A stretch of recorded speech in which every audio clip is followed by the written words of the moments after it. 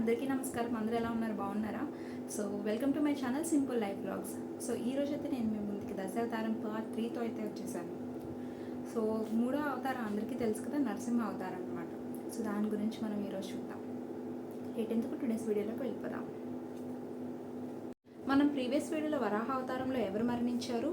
ఒక దైత్యుడైనటువంటి హిరణ్యాక్షుడు మరణించాడు అనమాట. అయితే ఇప్పుడు మనం దశావతారం పార్ట్ 3 అంటే నరసింహ అవతారం గురించి మాట్లాడుతున్నాం కదా. సో ఇప్పుడు ఈ దైత్యులందరికీ కూడా రాజుగా హిరణ్యాక్షుడి తర్వాత దైత్యులందరిలో కూడా పెద్దవాడైనటువంటి హిరణ్యకశిపునికి పట్టాభిషేకం అయితే చేస్తారనమాట. దీనివల్ల బ్రహ్మాండంలో ఎక్కడ చూసినా కూడా సంబరాల ధ్వనితో మారిమోగుతూ ఉంటుంది. అయితే ఈ పట్టాభిషేకానికి శుక్రాచార్యుడు వచ్చి ఆయనే కిరీటాన్ని అయితే పెడతారనమాట హిరణ్యకశిపుడి యొక్క తల మీద. అయితే హిరణ్యకశిపుడికి లోపల ఒక ఆలోచన అయితే వస్తుందన్నమాట. రాజునైతే అయ్యాను కానీ నేను మొదట నా ప్రాణాన్ని నేను రక్షించుకోవాలి. ఎందుకంటే హిరణ్యాక్షుడు చాలా తెలివిగా వరాన్ని అయితే కోరుకున్నాడు, కానీ చిన్న లూప్ హోల్ అనేది వదలడం వల్ల ఏమైంది, అదే ఆయన యొక్క మరణానికి అయితే దారి తీసింది కదా. సో ఇప్పుడు ఈయనేం చేశాడంటే హిరణ్యాక్షుడి మార్గంలోనే అని ఆలోచించి బ్రహ్మని ప్రసన్నం చేసుకోవడం కోసం కఠోరమైన తపస్సు చేస్తూ ఉన్నాడనమాట. అలా కఠోరమైన తపస్సు చేస్తూ 11,000 సంవత్సరాలు అయితే గడిచాయి. అప్పుడు ఈయన యొక్క దీక్ష అలాగే భక్తికి మెచ్చి బ్రహ్మ ప్రత్యక్షమయ్యి నీవు ఏ వరాన్ని కోరుకుంటున్నావు అని అడిగారనమాట. అప్పుడు హిరణ్యకశ్యపుడు బ్రహ్మదేవునితో ఇలా అంటున్నాడనమాట, సృష్టికర్త అయినటువంటి మీరు నన్ను ఆశీర్వదించండి, నాకు ఈ విధమైన వరాన్ని ఇవ్వండి అంటూ ఆయన చెప్పడం మొదలుపెట్టాడనమాట.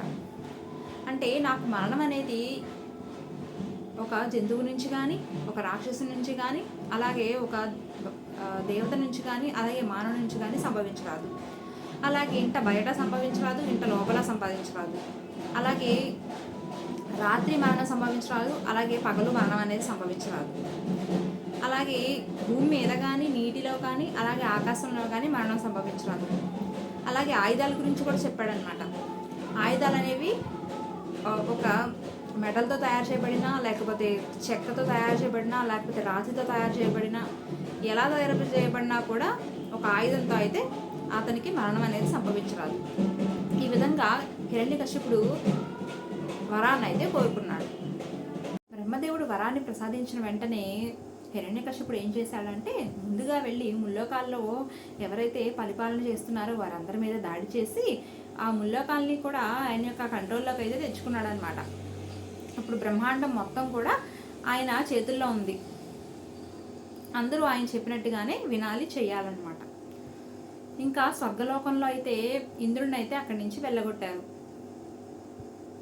అలాగే ఈయన యొక్క ఆగడాలు అనేవి రోజు రోజుకి కూడా హద్దు మీరుతూ ఉన్నాయి. అయితే ఆ సమయంలో అందరికీ కూడా సంతోషాన్ని కలిగించే విషయం ఏంటంటే ఆయన యొక్క పుత్రుడు అయినటువంటి ప్రహ్లాదుడు అంటే ఆయన ఆ పేరు యొక్క అర్థం ఏంటంటే అధికమైన సంతోషం అన్నమాట. ఆయన వల్ల చుట్టూ ఉన్న వాళ్ళందరికీ కూడా ఆనందమే కలుగుతుంది. ప్రహ్లాదుడు ఎప్పుడు జన్మించాడంటే హిరణ్యకశ్యపుడు తపస్సు చేసుకోవడానికి వెళ్ళిపోయాడు కదా బ్రహ్మదేవుని కోసం. అప్పుడు ఆ సమయంలో ఆయన యొక్క భార్య గర్భవతి అనమాట.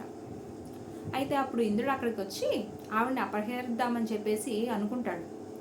అయితే అలా చేద్దామనుకున్న సమయంలో నారద మహర్షి అక్కడికి వచ్చి వారికి అడ్డుపడతాడనమాట. అడ్డుపడి అప్పుడు ఆవిడని ఆయన యొక్క ఆశ్రమానికి తీసుకెళ్తాడు. అయితే కడుపులో ఉన్నప్పటి నుంచి కూడా ప్రహ్లాదుడు నారాయణుని యొక్క లీలను వింటూ పెరుగుతాడనమాట. నారదముని అన్నీ కూడా రోజు ఆయనకి ఉపదేశం అయితే ఇస్తూ ఉంటారనమాట. ఇట్లా ఆయన 11,000 సంవత్సరాలు అయితే గడిచిపోయాయి కదా. మళ్ళీ హిరణ్యకశిపుడు తిరిగి వచ్చే సమయానికి ప్రహ్లాదుడు అయితే చిన్న పిల్లవాడుగా ఎదుగుతాడు. ఆ పిల్లవాడికి చిన్నప్పటి నుంచి కూడా నారాయణ మంత్రం అలాగే నారాయణ యొక్క కీర్తన చేసుకుంటూ ఉంటాడనమాట. అప్పుడు హిరణ్యకశిపుడు తిరిగి వచ్చిన తర్వాత ఎవరైతే ప్రహ్లాదుడు ఉన్నాడో ఆయన్ని గురుకులానికి అయితే పంపిస్తాడు. ఆ గురుకులంలో ఎవరంటే గురువు శుక్రాచార్యుడు అనమాట. ఎందుకంటే ఒక రాక్షసుని బీజం నుంచి వచ్చినప్పటికీ కూడా ప్రహ్లాదుడు చాలా డిఫరెంట్గా ఉండేవాడు అనమాట. వాళ్ళందరికీ కూడా చాలా స్వచ్ఛంగా ఉండేది ఆయన యొక్క ఆయన యొక్క ఆలోచనలు కానీ ఆయన యొక్క మైండ్ కానీ అంతా కూడా ఒక రాక్షసుడు ఎలా ఆలోచించాలన్నట్టుగా ఉండేది కాదనమాట. అయితే గురుకులానికి పంపించినప్పటికీ కూడా ప్రహ్లాదుడు తిరిగి వచ్చేస్తాడనమాట. తిరిగి వచ్చేసి కూడా విష్ణు జపాన్ని మాత్రమే చేస్తూ ఉంటాడు. అయితే ఒకసారి ప్రహ్లాదుడు విష్ణువు యొక్క నామాన్ని జపిస్తూ ఉండగా అది విన్నటువంటి హిరణ్యకశ్యపుడికి కోపం వస్తుందన్నమాట. అయితే శ్రీ మహావిష్ణువు గురించి అను జపించేది అతడు మనకు శత్రువు, అంతేకాకుండా తనకు తాను గొప్పలు చెప్పుకుంటూ ఉంటాడు.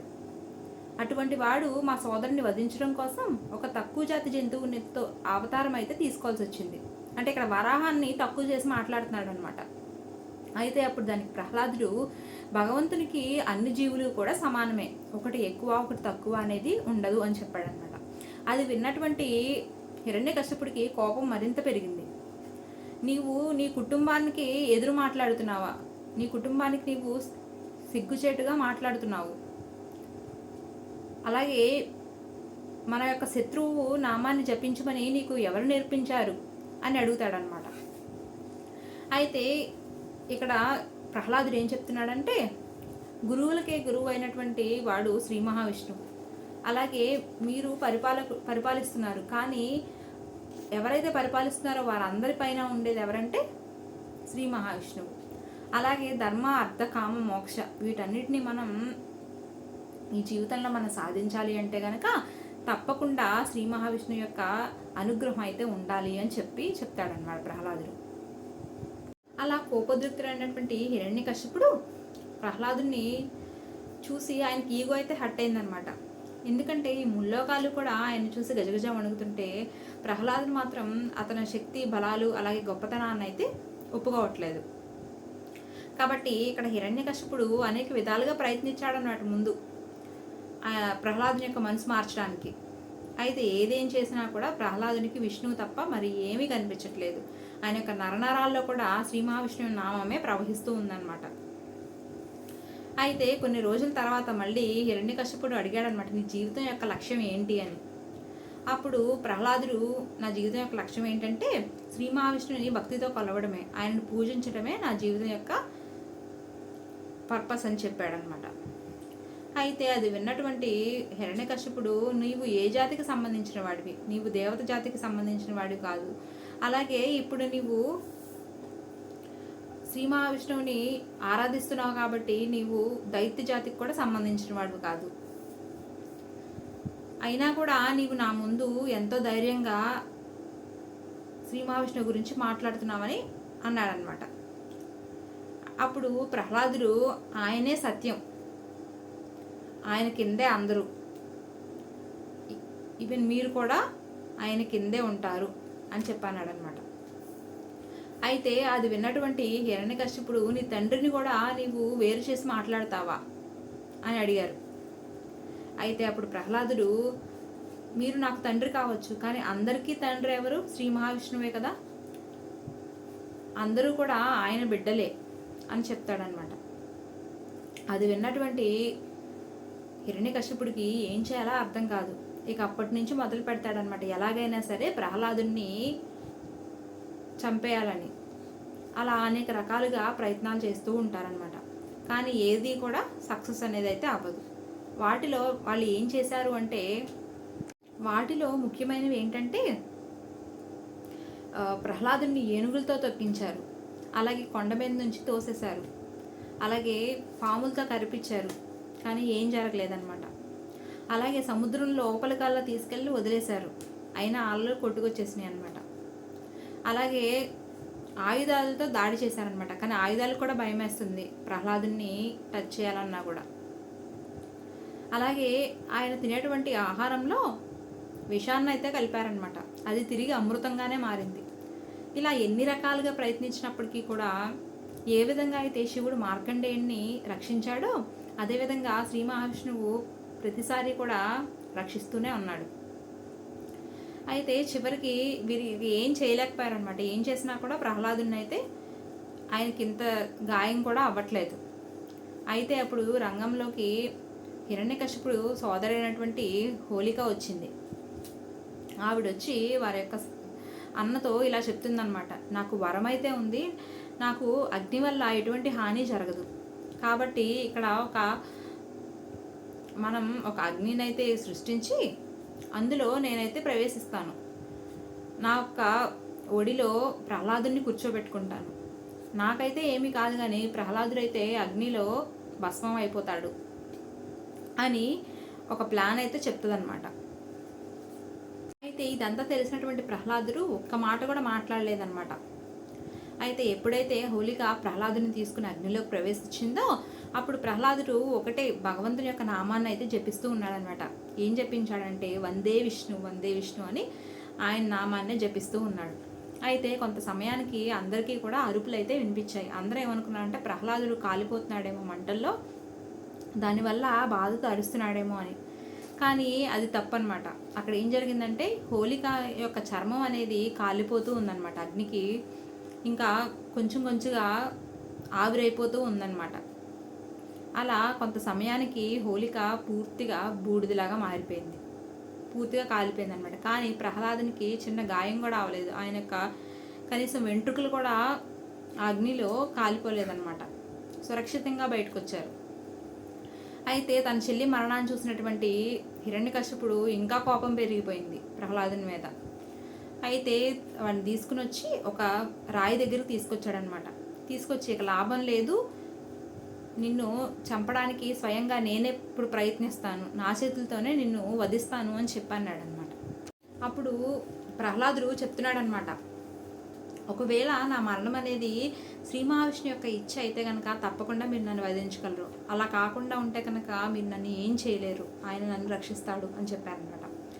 అయితే అప్పుడు హిరణ్యకశిపుడు అంటున్నాడు, సరే అయితే చూడు, నిన్ను ఈ యొక్క స్తంభానికైతే నేను కట్టేస్తాను. పిల్లర్ ఉందన్నమాట అక్కడ. అయితే ఈ పిల్లర్కైతే నేను నిన్ను కట్టేస్తాను, కట్టేసి నీ యొక్క కడుపునైతే చీల్చి నీ పేగుల్ని బయటకు లాగుతాను. ఇప్పుడు మీ శ్రీ మహావిష్ణువు సమయానికి వచ్చి నిన్ను రక్షిస్తాడా, దీన్ని ఆపగలడా అని అంటాడనమాట. అలాగే అని సరే నువ్వు ఇప్పుడు శ్రీ మహావిష్ణువు ప్రార్థించు, చూద్దాం వస్తాడో రాడో అని అంటారనమాట. అయితే అప్పుడు దానికి ప్రహ్లాదుడు, భగవంతుడు ప్రతి చోట ఉన్నాడు, అన్నిట్లోనూ ఉన్నాడు, ఎక్కడ చూసినా ప్రతి వస్తువులోనూ ఉన్నాడు. అలాగే ఈ పిల్లర్ అయినటువంటి ఈ స్తంభంలో కూడా శ్రీ మహావిష్ణువు అని అంటారనమాట. అయితే అది విన్నటువంటి హిరణ్యకశిపుడు ఆ స్తంభాన్ని పగలగొడతాడనమాట. మధ్యలోకి పగలగొడితే దానిలో నుంచి ఒక భయంకరమైన రూపం అనేది బయటకు వస్తుంది.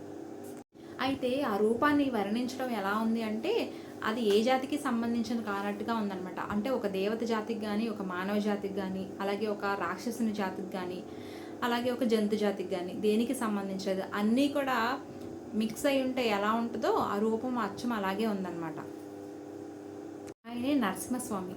ఆయన చూడడానికి కొంత భాగమేమో మనిషిలాగా, కొంత భాగమేమో జంతువు రూపంలో ఉన్నారనమాట. కాబట్టి ఇక్కడ ఏదైతే హిరణ్యకశిపుడు వరంలో మొదటిగా మెన్షన్ చేసింది ఉంది కదా, ఒక జంతువు కాకూడదు, ఒక మనిషి కాకూడదు, ఒక దేవత కాకూడదు, అలాగే ఒక రాక్షసుడు కాకూడదు. సో ఇక్కడ నరసింహస్వామి అన్నీ కూడా కలగలిపితే ఎలా ఉంటారు అలా ఉన్నారనమాట.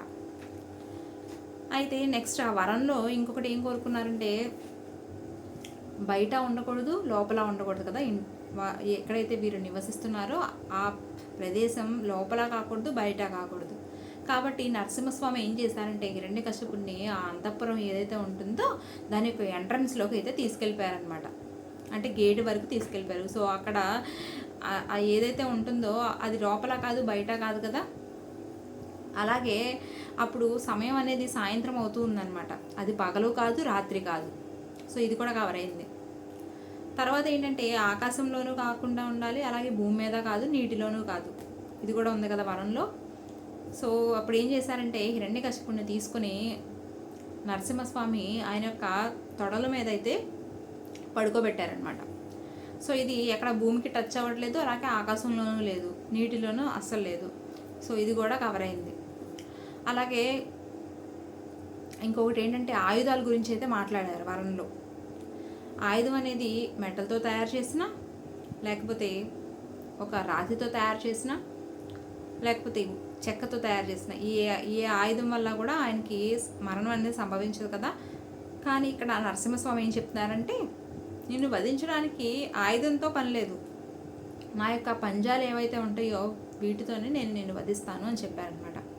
అలా చెప్పి అట్లా పడుకోబెట్టినటువంటి హిరణ్యకశిపుణ్ణి ఆయన యొక్క పొట్ట భాగాన ఆయన 2 పంజాలతో చీల్చి ఆయన యొక్క పేగులు ఉంటాయి కదా వాటిని బయటికి లాగారనమాట. బయటికి లాగి అవి మెడ మీద అయితే వేసుకున్నారు. తర్వాత హిరణ్యకశిపుడి యొక్క రక్తాన్ని అయితే నరసింహస్వామి తాగారనమాట.